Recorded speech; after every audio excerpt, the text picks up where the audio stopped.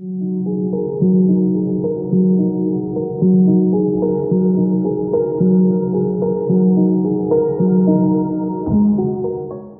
Cricket world cup league 2 के round शुरू होने से पहले कुछ बैटल्स आपके सामने हमने रखे थे कि कौन कौन से बैटल्स जो हैं वो इस राउंड में हमें देखने में कहीं ना कहीं इंटरेस्ट रहेगा कि कौन कौन से बैटल्स रहते हैं। और एक बैटल जो हमने सबसे ऊपर रखा था वो था Rohit Paudel versus Richie Berrington. वो था कैप्टनसी का battle, Richie Berrington versus Rohit Paudel captaincy battle, जो आपको याद होगा काफी पुराना पोस्ट है, राउंड शुरू होने से पहले का, जो आपके सामने हमने रखे थे और आप में से बहुत लोग जानते भी होंगे। वो बैटल का रिजल्ट जो है वो आप फाइनली कहीं ना कहीं आपके सामने आज हम प्रेजेंट करेंगे और बहुत अच्छे से आपको सामने रखेंगे एनालिसिस के जरिए कि उस बैटल में किस तरह की चीजें दोनों ही कप्तानों ने की हैं और कौन उस बैटल में जीतने में कामयाब रहा है और किन वजहों से रहा है। यह भी बहुत इंटरेस्टिंग रहेगा कि Rohit versus Richie Barrington captaincy में आखिर क्या हाल निकला। लेकिन आज के इस मैच की बात करें तो डेफिनेटली जो आपने जो एक स्टेटमेंट हमारी डेली की तरफ से निकलकर यहाँ पर आएगी इस पूरे 4 मैच खत्म होने के बाद और खास करके ये जीत के बाद, वो यही होगी, don't you dare Nepal at home.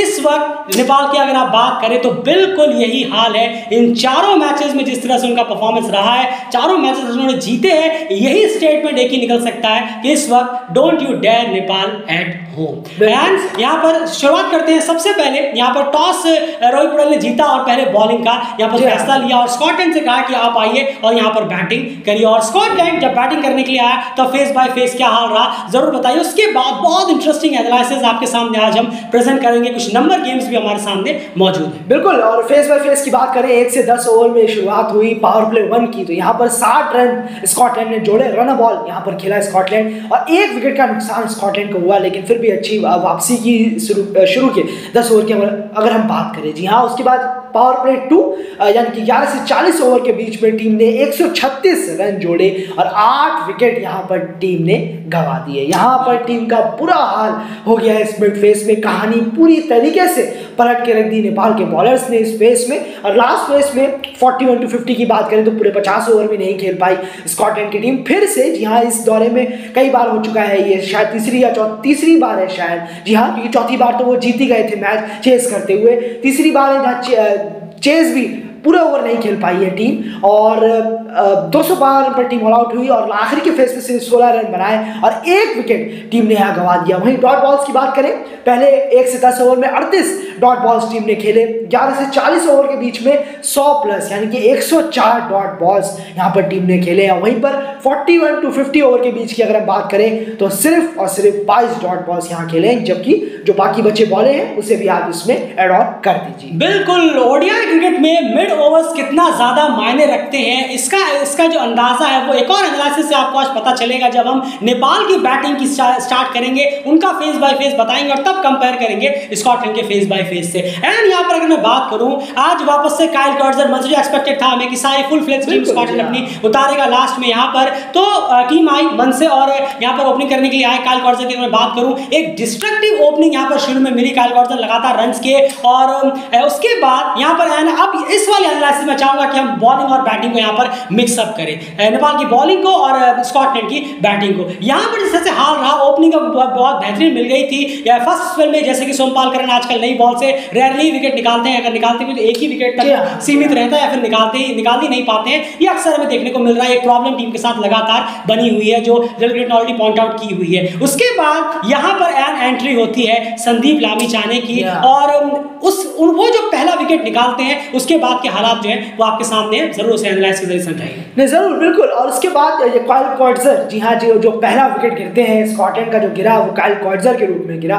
LBW Sandeep आया और सीधे तरीके से चौका मारा। पहले काइल कर्जर ने उन पर बाउंड्री लगाई, लेकिन उसके बाद फौरन ही संदीप ने अपना रिवेंज ले लिया। संदीप ने कहा आप भी बड़े हैं, आप भी ग्रेट हैं, तो मैं भी ग्रेट हूँ, मैं भी कम नहीं हूँ, मैं इस वक्त दुनिया में वर्ल्ड में एसोसिएट में one of the great bowler हूँ, वैसे ही नहीं हूँ। फौरन बाउंड्री के बाद तुरंत ही उन्होंने काइल कर्जर को सीधा डगआउट की तरफ भेज दिया और उसके बाद से जो कहानी बदली है पूरी तरीके से मोमेंटम पूरा चेंज हो गया, वरना शुरू में जो हाल था लग रहा था कि काफी बड़ा स्कोर की तरफ जा रहा है स्कॉटलैंड। बिल्कुल, वहीं पर दूसरी तरफ से मनसे नहीं रुके। जी हाँ, लगातार तेज तर्रार। आज बर्थडे बॉय थे, हैप्पी बर्थडे जॉर्ज मनसे को हमारी तरफ से ऑलरेडी सुबह कर चुके हैं, खैर उन्हें विश। लेकिन यहाँ पर बात करें बर्थडे बॉय की तो जबरदस्त ताबड़तोड़ इनिंग उनके बल्ले से निकली और एक और 50 आज उन्हें लगा दी अपने बर्थडे पे और 60 रन की करीब करीब इनिंग खेली और एक वक्त और वो स्कोर जो है टीम का वो लेकर चले गए थे 89 for 1। जी हाँ, 89 रन और 1 विकेट, ये था स्कॉटलैंड का एक वक्त स्कोर। और इसी बीच में अगर मैं बात करूं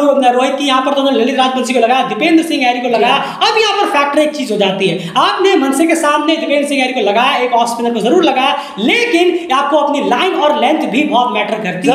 आपने देखा होगा जो उन्होंने मनसे को एक बॉल डाली थी जो ऑलमोस्ट सिस्टम में वो बोल्ड होने वाले थे, बॉडी पीछे हट गई थी, बॉल अंदर आ रही थी, तो आप जितना ज्यादा बॉडी के क्लोज जी हाँ, जितने एंगल से बॉडी के क्लोज लेकर आएंगे उतना ही ज्यादा आपको फायदा मिलता। जहां पर ऑलमोस्ट वो स्लिप से वो बॉल चौके के लिए चली गई थी मनसे के लिए। उसके बाद दोनों 2 ओवर डाले, लेकिन वो बॉल वो लेंथ थी दीपेंद्र सिंह हैरी नहीं डाल पाए। आपको पढ़ना भी होता है, एक बॉलर अगर आप एक बॉलिंग करा रहे हैं तो सामने एक अच्छे बैट्समैन हो, आपको उनको उनका लेग वगैरह पढ़ना भी तो है। ये नहीं कि आप आए, आप ऑफ स्पिनर है, अंधाधुंध बस बॉलिंग कराने लग गए। ये भी आपको पढ़ना भी होगा कि वो बैट्समैन जो है वो अपना पैर कितना पीछे ले रहा है, कितना आगे ले रहा है। और इसका एग्जाम्पल संदीप लामीचांद ने आकर दिखा दिया। उन्होंने किस तरह से आपको लग रहा होगा वो आए, बॉलिंग डाली और विकेट मिल गया, नहीं, जरा समझाए कि संदीप लामीचांद ने आखिर कैसे पकड़ा कि मन से जो है वो बार बार ऑफ स्टंप पे बाहर की तरफ जा रहा है। बिल्कुल, मन से बार बार स्वीप मारने की कोशिश कर रहे थे, स्वीप में उन्होंने मारे भी हैं चौके, लेकिन जब वो आउट हुए लगातार बैक टू बैक बाउंड्रीज उन्होंने मारी। सबसे पहले तो संदीप लामीचांद के ओवर में उन्होंने लगातार चौके मारे, लेकिन जैसे ही संदीप बॉल रिलीज करने जा रहे थे ठीक उसी वक्त उन्होंने देख लिया कि जॉर्ज मन से अपना पैर लेग स्टंप से हटा चुके हैं। फौरन उन्होंने देखा और ये one of the great bowling हमने देखी है संदीप की तरफ से, बहुत ज्यादा जो हमने फौरन और बहुत खुशकिस्मत है कि उस टाइम एकदम हमारी नजर वहीं पड़ी संदीप की आंखों में और हाथ में, और संदीप जहां देख रहे थे यानी कि लेग स्टंप की तरफ एक्जेक्टली वही हमारी नजर थी। और इतनी हंसी आई हमें कि सीधा यानी कि संदीप की सोच और हमारी सोच उस वक्त मैच कर गई थी, बिल्कुल डिट्टो, बिल्कुल मैच कर गई। और सीधा उन्होंने जैसे ही जॉर्ज मनसे ने अपना पैर हटाया लेग स्टंप से, संदीप ने सीधा पैर बॉल जो है लेग स्टंप पे दे मारा। और जब तक उनका हाथ जैसे ही बॉल रिलीज भी नहीं हुई थी तब उन्होंने लेग स्टंप देख लिया कि वो पैर हटा चुके हैं, मैं वही मारूंगा। मन से सोच रहे थे कि शायद गुगली होगी या बाहर जाए, बॉडी के आसपास, बिल्कुल नहीं, वो लेग स्टंप पे रह गया और मन से खड़े खड़े होते हुए देखते रहे। बिल्कुल, तो ये सबसे बड़ी बात है, ये मानना पड़ेगा, ये बेहतरीन स्किल संदीप लामीचांद ने उस विकेट पे निकाला है। आप चाहे तो उस जब भी हाईलाइट डालेगा डेफिनेटली वो डालेंगे, तो आप उसको स्लो मोशन में देखने की कोशिश करिएगा कि देखिएगा अगर आप देख पाए कि संदीप ने किस तरह से लास्ट मोमेंट में उनका पैर देखकर अपनी जो बॉल है वो बदली है रिलीज से पहले एक्स्ट्रा ऑर्डिनरी वर्क था वो संदीप का। और उसके बाद धराशायी हो गई टीम 89 for 1 और उसके बाद लगातार गोल्डन डक पे आउट हुए। अब जैसे मैंने आपको बताया एक बहुत बड़ा रिकॉर्ड संदीप ने बनाया रिची बैरिंगटन के खिलाफ। वो रिकॉर्ड क्या है आप कम्युनिटी में जाकर देखिए, थोड़ी मेहनत तो आप भी करिए, हमें भी लगातार स्टैट्स वगैरह आपके सामने मैच के भी प्रेजेंट करते हैं, तो प्लीज एफर्ट के लिए चैनल को सब्सक्राइब जरूर करिए और बने रहिए डेलगेट चैनल के साथ। खैर अब यह बात करते हैं, उसके बाद देखते ही देखते स्कॉटलैंड का जो स्कोर था यार 25 ओवर में 133 रन पर 5 विकेट हो गया। अब यहाँ पर इंटरेस्टिंग चीज ये है यार, यहाँ पर 25 ओवर में 133 पे 5 तो जरूर है, लेकिन यहाँ पे पहले आपसे चाहूंगा कि उसके जो 5 विकेट गिरे हैं यहाँ पर मन से आउट हुए, काइल कॉर्टर आउट हुआ, बैरिंगटन गोल्डन डक पर आउट हुए। उसके बाद के 2 विकेट्स का हाल कैसा रहा, क्या उन्हें स्टार्ट मिला या फिर डल हो गए? फिर एक और इंपॉर्टेंट फैक्टर नेपाल बॉलिंग की तरफ से जरूर मैकब्राइट को थोड़ा स्टार्ट मिला, हम कहेंगे 22 रन उन्होंने बनाया, लेकिन वो भी वहां पर आउट हुए। दिक्कत जरूर है, स्टार्ट मिलने के बाद वो अपना विकेट थ्रो करके गए हैं, गवा के गए। जरूर है कि अच्छी इनिंग्स उन्होंने खेली है यहाँ पर, अगर हम बात करें एक आध पारी उन्होंने यहाँ पर भी अच्छी खेली, पर लंबी नहीं खेली है। जरूर है आपने स्टार्ट आपको मिला था, लेकिन आप लंबे नहीं गए, ज्यादा लंबा जाते तो बेहतर होता। ये ओडीआई क्रिकेट है, 20 ओवर का क्रिकेट नहीं जहाँ 30-40 रन से काम बन जाएगा। वो 30-40 रन लोअर ऑर्डर के लिए काम बन जाता है, और टॉप ऑर्डर और मिडिल ऑर्डर के लिए कोई काम का नहीं। बिल्कुल सही कहा, इसलिए मैंने कहा टॉप ऑर्डर और मिडिल ऑर्डर के लिए 30-40 कुछ नहीं है, लोअर ऑर्डर अगर 5 रन भी बनाता है तो वो बहुत ज्यादा हो जाते हैं। तो यहाँ पर मैं स्टार्ट जरूर मिला, और उसके साथ मैकिंटोश वो भी फ्लॉप रहे आज, 1 रन बनाकर वो भी उनको भी डगआउट में भेज दिया गया। बैटिंग कहीं बहुत ज्यादा पुअर हमें देखने को मिली, संदीप बहुत बड़े फैक्टर नजर आए, अदर बॉलर्स कोई स्ट्रगल पैदा नहीं कर पा रहे थे। बस संदीप जब आ रहे हैं तब सामने वाली टीम के पास कोई ऑप्शन ही नहीं बच रहा, कोई खड़ा ही नहीं हो पा रहा है। बिल्कुल, जैसा आपको बताया 89 for 1 था और उसके बाद संदीप वापस अपना स्पेल लेकर आ, देखते ही देखते टीम 25 ओवर में 133 पे 5। अब एक इंटरेस्टिंग नंबर यहाँ पर है,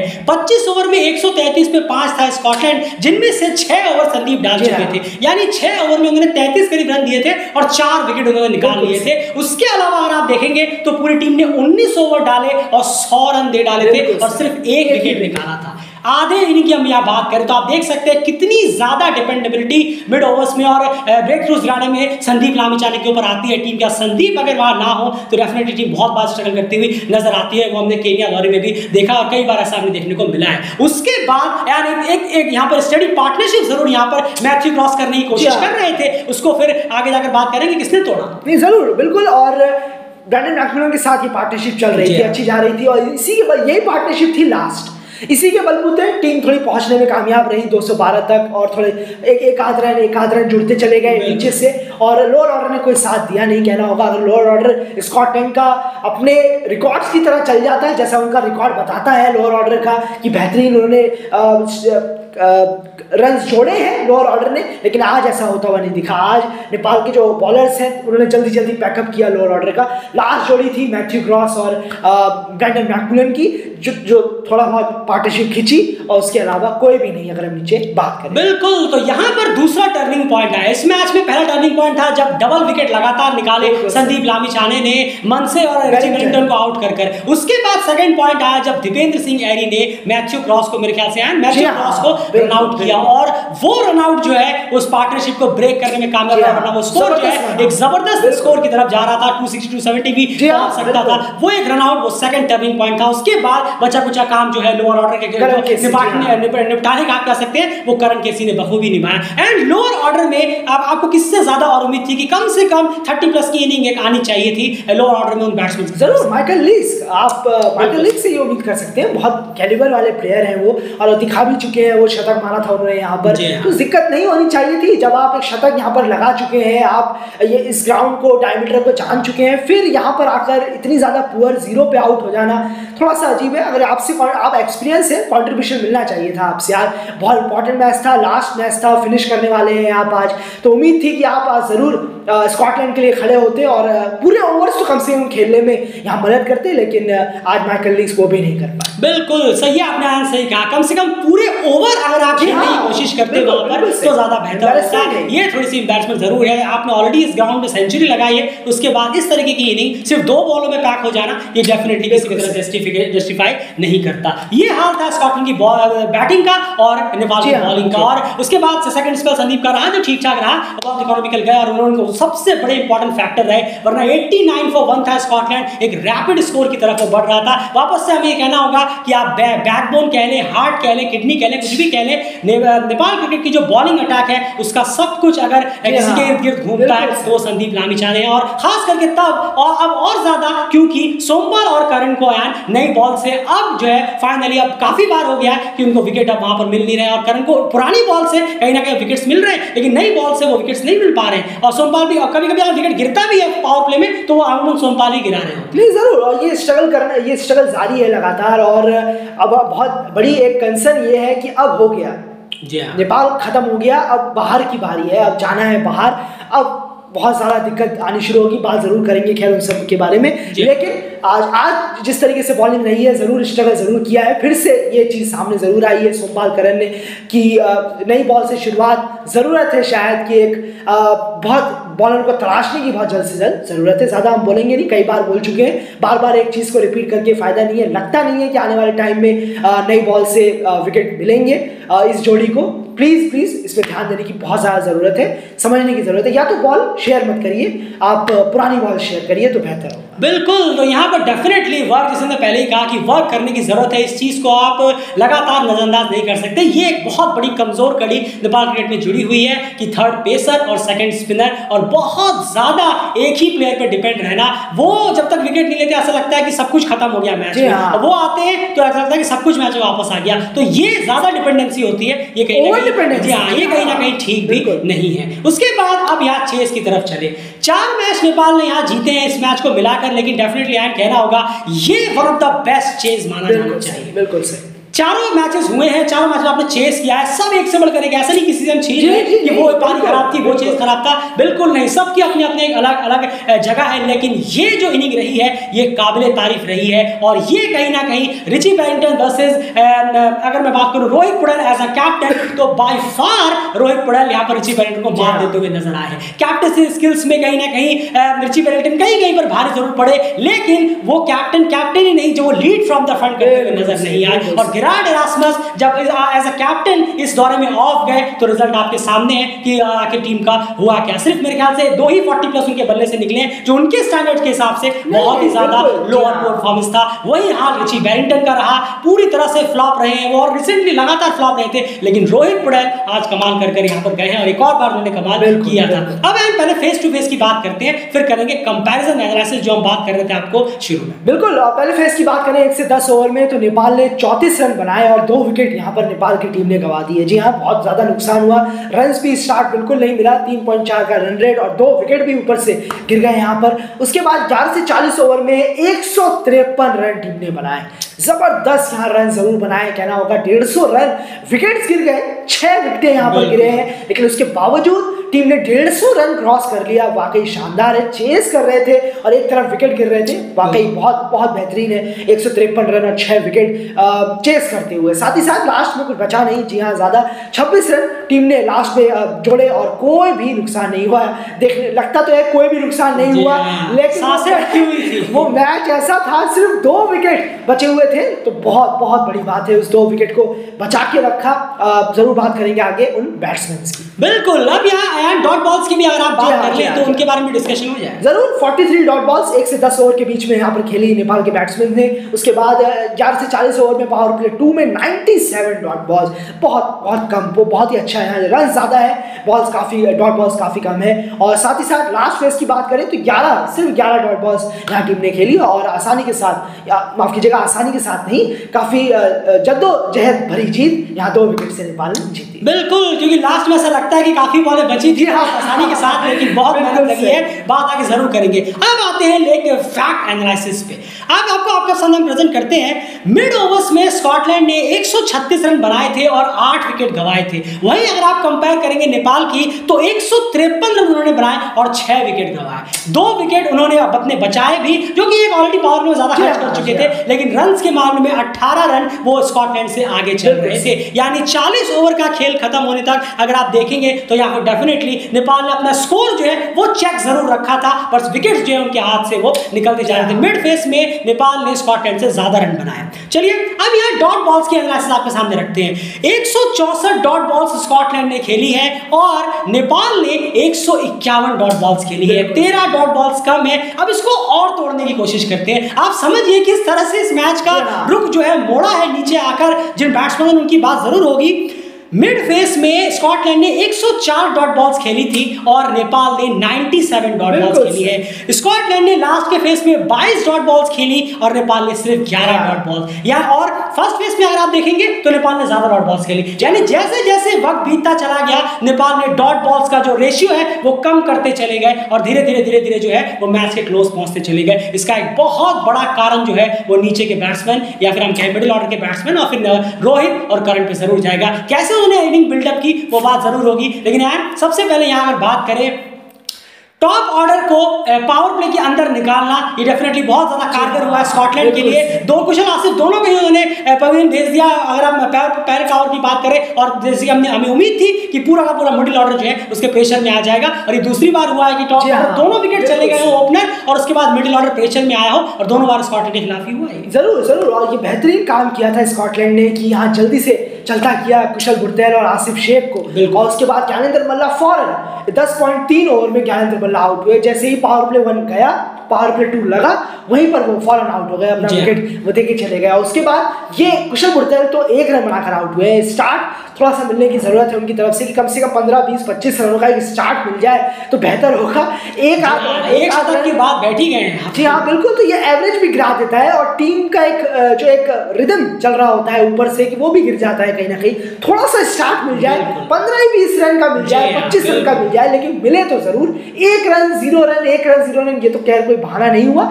थोड़ा सा आप भी अपनी तरफ से, भले ही आप मार रहे हैं तो कम से कम ऐसी जगह देख के मारिए कि थोड़ा सा लगे भी। मारने वाले प्लेयर बहुत हुए हैं जो 0 पे भी आउट हुए हैं, 15 रन पर भी आउट हुए हैं, 25 रन पर, लेकिन उनका एवरेज अगर आप चेक करेंगे तो 40 का 44 का एवरेज रहा है। कई ऐसे प्लेयर गए हैं बड़े बड़े जो खाली मारते थे लेकिन उनका एवरेज भी काफी शानदार रहा है। तो थोड़ा सा 15, 20, 25 कोशिश करनी चाहिए कुशल पुर्तल को कि वो स्टार्ट कम से कम ले 1-0 कर आउट ना। बिल्कुल, अभी आप बात करें उसके बाद फिर अगले प्लेयर आए कुशल मल्ला, उन्हें भी स्टार्ट मिला, उन्होंने भी अपना खराब शॉट्स काफी खेले गए, बिल्कुल सही, अननेसेसरी शॉट्स, खराब शॉट्स और रॉन्ग लाइन पे शॉट्स काफी खेले गए हैं। बॉल किस लाइन से आ रही है, आप बॉल बैट कहां चला रहे हैं, अननेसेसरी शॉट्स यहां पर खेले हैं। आपके सामने 212 टारगेट था, 312 नहीं। ये मेरे ख्याल से 312 की बैटिंग थी। जितने भी बैट्समैन आउट हुए, मेजॉरिटी ऑफ बैट्समैन जो है वो ये सोचकर खेल रहे थे कि शायद 312 का टारगेट हमारे सामने मौजूद है, या फिर आप फिर से वही सोच रहे थे कि 275 या 286 हमें चेस करने जो आपने पहले किए हैं। तो ये चीज ये मैच्योरिटी आनी चाहिए। ये सिर्फ 2 मैच बाद मैच्योरिटी चली जाए ये ठीक नहीं है, और ये मैच्योरिटी जो है वो का समय। और मुझे बहुत खुशी है यार कि इस तरीके के मैच में वो प्लेयर चले जो इस टीम के सबसे मैच्योर प्लेयर, ये देखकर बहुत खुशी हुई। यहाँ पर हम बात करें संदीप जोरा, पूरी तरह से उनका ये आउटिंग फ्लॉप गया है। एक 20+ आया था, उसके अलावा पूरी तरह से उन्होंने जो मौका उन्हें मिला था वो उन्होंने गवा दिया। आगे बात जरूर करेंगे वीडियोस में। दीपेंद्र सिंह गहरी डेफिनेटली उनके लिए लोअर ऑर्डर में आना, वो लोअर ऑर्डर में जब आए तो ऐसा लग रहा था कि वो टॉप ऑर्डर है, क्योंकि जब वो दीपेंद्र सिंह गहरी आए थे तो 152 रन करीब चाहिए थे। भाई तो आप टॉप ऑर्डर्स कुछ तो कम से कम नीचे तक लेकर जाइए। कुशल, आसिफ, ज्ञानेंद्र, कुशल मल्ला और मेरे ख्याल और जो भी आए थे, संदीप जोरा, आप सब ऐसे चले गए कि वो लग ही नहीं रहा था कि दीपेंद्र सिंह गहरी लोअर ऑर्डर में आए, मतलब नीचे डाउन पर आए या ऊपर डाउन पर आए, कभी कभार हो सकता है। जी हाँ, अब ये जो सोचेंगे, माफ कीजिएगा, ये जो सोचेंगे कि अब यहाँ पर आज दीपेंद्र नहीं चले, दीपेंद्र को चलना चाहिए था, ये लेकिन नहीं, ये समझने की जरूरत है। हम क्यों बार बार कहते हैं कि इन्हें लोअर ऑर्डर पे आना चाहिए, क्योंकि भाई हर बार ये किसी से नहीं हो सकता है हिटिंग बैट्समैन से कि वो 10 में से 8 बार आपको बड़े बड़े स्कोर चेस करके दे। जी हाँ, इसकी पॉसिबिलिटी कम हो जाती है। 10 में से यहाँ पर 6 बार हमें देखने को नहीं मिलेंगे दीपेंद्र सिंह गहरी कि वो जिता देंगे मैच, जब टीम को चाहिए 150 रन, 180 रन, नहीं मिल सकता ये मौका। 10 में से 3 बार 4 बार बस इतना ही मौका हमें देखने को मिलेगा कि सामने 150 का पहाड़ जैसा टारगेट है और दीपेंद्र सिंह गहरी ने उसे चेस करके दिखा दिया। इतनी ही बार हो सकता है, वो लोअर ऑर्डर में खेल सकते हैं। हाँ, 50-60 रन, 80 रन चाहिए तब आप करिए, तब आप 10 में से 10 बार भरोसा करिए। नहीं कर रहे हैं तो बिल्कुल वो उन पर आप हार्श हो सकते हैं, लेकिन इतना बड़ा टारगेट हर बार उम्मीद करना ये बेकार है। लेकिन टॉप ऑर्डर बार बार उन्हें घसीट के ले आता है। बिल्कुल, ये समझ में, जब मैच देख रहे तो हमें लगा कि समझ नहीं आया कि ये 5वें डाउन आए हैं या ओपनिंग ही करने आ गए। अभी तो इनिंग शुरू हुई है, कुछ आध बॉलें निकली है, 14-15 ओवर शायद हुए थे और दीपेंद्र सिंह गहरी वहां पर आकर लगभग आप कह सकते हैं कि सिर्फ 14-15 ओवर पुरानी बॉल से वो खेलने लग गए। तो ये हर बार नहीं हो सकता। डेफिनेटली टॉप ऑर्डर को कुछ फेस निकालना होगा, कम से कम 25-30 ओवर तक गाड़ी लेकर जाए और फिर दीपेंद्र सिंह गहरी आए तो आपको एक डेफिनेटली बहुत अच्छे रिजल्ट्स वहां पर मिलेंगे। तो यहाँ पर उसके बाद सोमपाल गांगुली आज जल्दी आउट हो गए। फिर ये शुरू हुई एंड रोहित और करण की पार्टनरशिप। मैं सिर्फ इतना आपसे जानना चाहूंगा, रोहित पुड़ेल की इनिंग कैसी रही है? उनका स्ट्राइक रेट आप देखें, उनकी बॉलें आप देखें, उन्होंने बॉलें भी खेली, पिच पर वक्त भी बिताया, स्ट्राइक रेट भी मेंटेन किया, बाउंड्रीज भी लगाई, सिंगल्स भी निकाले हैं और उनकी जो इनिंग रही है यार, ये उनकी क्रिकेट वर्ल्ड कप लीग 2 की सबसे हाईएस्ट स्कोर भी उनका यही रहा है। 5 जरूर जबरदस्त कैसी इनिंग, बहुत ज्यादा एक्स्ट्राऑर्डिनरी इनिंग। आपने पूरा पैनिक में लेकर आ गए। एक तो खैर नेपाल के फैंस जो स्टेडियम में मौजूद थे, दाद देनी होगी फैंस को भाई, वो कमाल के फैंस। आधा प्रेशर तो उसी में से स्कॉटलैंड के थिंक टैंक को आ गया होगा। बिल्कुल, वो हमें दिखा एक्स्ट्रास डाल के, वो हमें लास्ट में दिखा किस तरीके का प्रेशर स्कॉटलैंड के बॉलर्स पर आ गया था। लेकिन रोहित पुड़ैल आप एक्स्ट्रा ऑर्डिनरी प्लेयर हैं, आप जबरदस्त, क्योंकि हमने वो एक वीडियो भी मेरे ख्याल में बनाया था कि अपकमिंग राइजिंग स्टार जो टीम में आने वाले हैं, हर टीमों में जो हमें दिखेंगे आने वाले वक्त में, उसमें रोहित पुड़ैल का नाम हमने दिया था। वाकई बड़ा खुशी होती है कि हमने बिल्कुल सही प्लेयर पिक किया है। नजरें बहुत अच्छी है कि रोहित पुड़ैल उस प्लेयर के लायक है। कमाल की इनिंग, स्ट्राइक रेट को मेंटेन करना, मिडिल ऑर्डर इसी स्ट्राइक रेट के साथ बल्लेबाजी करनी चाहिए जो मिडिल ऑर्डर के बैट्समैन हैं, जो आज रोहित पुड़ैल ने करके दिया, वो करते हैं। जब भी उन्होंने रन किए हैं 40 रन 50 रन 60 रन, उनका स्ट्राइक रेट यही रहता है। वाकई कमाल के प्लेयर हैं, कप्तान है, ऊपर से ऐसे बैट्समैन जितनी तारीफ की जाए कम। बाउंड्रीज लगाना, छक्के चौके, इनिंग्स, एक क्लास इनिंग जिसे कहते हैं। वाकई शॉट के साथ सिलेक्शन, प्रॉपर शॉट्स आपके पास है, अंधाधुंध नहीं कि T20 क्रिकेट वाला शॉट हमें यहाँ वनडे में देखने को मिल रहा है, नहीं, प्रॉपर क्रिकेटिंग शॉट के साथ आपने रन्स खेले, रन्स बनाए, सिंगल डबल सिंगल पास के रन्स लेना, बाउंड्रीज क्लियर करना, छक्के, और ऐसा नहीं सामने वाले बॉलर्स को के मन में डर भी पैदा करना, बिल्कुल, कि हाँ मैं बाउंड्री भी मार सकता हूँ, लंबे लंबे हिट भी मार सकता हूँ, खाली एक आध रन नहीं ले सकता। इससे सामने वाला बॉलर जो है वो अपना प्लान 10 बार चेंज कर देता है, एक छक्का खा के दिमाग खराब हो जाता है बॉलर्स का। तो आपने वो भी करके दिखा दिया, वाकई कमाल की इनिंग रही है आपकी, शानदार। इसमें कोई दोहराई नहीं। अगर आपके जहन में कभी सवाल आए कि डेली क्रिकेट का रोहित पुड़ैल की सबसे फेवरेट इनिंग कौन सी होगी, अगर आपको कोई पूछना हो तो डेफिनेटली आप इसी इनिंग को उठा लीजिए, क्योंकि आपको देखना होगा एक बेहतरीन ओपोनेंट था सामने, जबरदस्त बॉलिंग अटैक थी उनकी, फुल फ्लैज टीम थी। आप लगभग इस मैच में आउट हो चुके थे, आप लगभग अपने मैच आप कह सकते हैं 70% होप्स आप अपने खो चुके थे, क्योंकि विकेट्स काफी गिर गए थे, करण केसी आ गए थे, और ये सिर्फ ये लास्ट जोड़ी थी जिन्हें बैटिंग करनी आती थी, उसके बाद ललित राजवंशी, और मैच ही खत्म हो जाता। उस वक्त पर, उस कंडीशन पर आकर इस तरीके की इनिंग डेफिनेटली इतना आसान नहीं होता खुद को हैंडल करना। आपने स्ट्राइक रेट मेंटेन किया, बॉल्स भी 100 पार की, आपने 90 प्लस का स्कोर किया, बाउंड्रीज भी लगाए। डेफिनेटली रोहित पुड़ैल आपकी ये सबसे बेहतरीन इनिंग है हमारे हिसाब से कम हमें, अगर हमें पिक करना हो तो रोहित पुड़ैल की सबसे बेहतरीन। ऊपर से करण केसी ने यहाँ पर आज अपना गेम थोड़ा सा जरूर बदला, डेफिनेटली उन्होंने एक आध शॉट वगैरह भी खेले जरूर है, लेकिन 37 बॉलों में 21 रन सामने देखा कि कहीं कहीं पे उन्होंने सिंगल्स भी निकाले, और अच्छे खासी एक रोहित पुड़ैल को जो एक साथ की जरूरत थी नीचे से, मेरे ख्याल से संदीप से या दीपेंद्र से, सोमपाल से, तो सोमपाल ने अभी 2 दिन बाद 1-2 बार किया भी था, चलिए कोई बात नहीं, लेकिन दीपेंद्र, संदीप और ऊपर के बैट्समैनों से भी, ऊपर के बैट्समैन भी आज फ्लॉप रहे हैं। चलिए नीचे की अगर बात करें तो संदीप और दीपेंद्र से एक उम्मीद थी, लेकिन वो उन्होंने, लेकिन करण केसी ने वो उन्हें प्रोवाइड कराया, और एक और बेहतरीन इनिंग करण की यहाँ पर आई है। ये भी करण केसी की काफी, अगर आप कहें कि हाईली रेटेड इनिंग्स में से एक होगी, जिसे आप काफी ऊपर रेट कर सकते हैं। इस तरह की इनिंग यहां पर रही है। अब यहां बॉलिंग की बात कर ले, एक बहुत इंटरेस्टिंग एनालिसिस आप इसे जरूर सुनिए। एक जगह जहां पर मार्क वाट विकेट नहीं ले पाए, और नेपाल और रोहित पुड़ैल इस मैच को पूरी तरह से लेकर चले गए। एंड आप जरूर समझाइए कि रिची वेलिंगटन ने करने की क्या कोशिश की थी, लेकिन एक दाव उल्टा पड़ गया और वहां पर रोहित और करण चढ़ बैठे। जरूर बॉलिंग एनालिसिस आप करिए। बिल्कुल सही कहा आपने। देखिए मार्क वाट की हम बात कर रहे हैं यहाँ पर, एग्जैक्टली रिची वेलिंगटन ने वो करने की कोशिश की जो हमने मैच में कहा भी था, और यस्टरडे जो कल मैच हुआ था उसमें उन्होंने वो करके भी दिखा दिया, और मार्क वाट ने मैच जिता भी दिया था उसके बलबूते पे। लेकिन आज जो एक फेज गया है, बिल्कुल वो फेज पूरा मैच खत्म कर दिया स्कॉटलैंड के लिए। जी हाँ, स्कॉटलैंड की हार की वजह अगर हम कहेंगे तो वो फेज रहा है। 1 से 10 ओवर में मार्क वाट को लगाया, उन्होंने विकेट निकाल दिया। बिल्कुल 11 से 20 ओवर में उन्होंने मार्क वाट को लगाया, उन्होंने विकेट निकाल दिया। ज्ञानेंद्र मल्ला, बिल्कुल सही कहा आपने। 21 से 30 ओवर में निकाला, उन्होंने विकेट निकाल के दिया। सोमपाल का, और लेकिन बस यहीं पर मैच फंस गया, यहीं पर मैच फंस गया बुरी तरीके से। 3 ओवर उनके पड़े थे जब 30 ओवर हो गए, बिल्कुल जी हाँ 30 ओवर हो गए थे।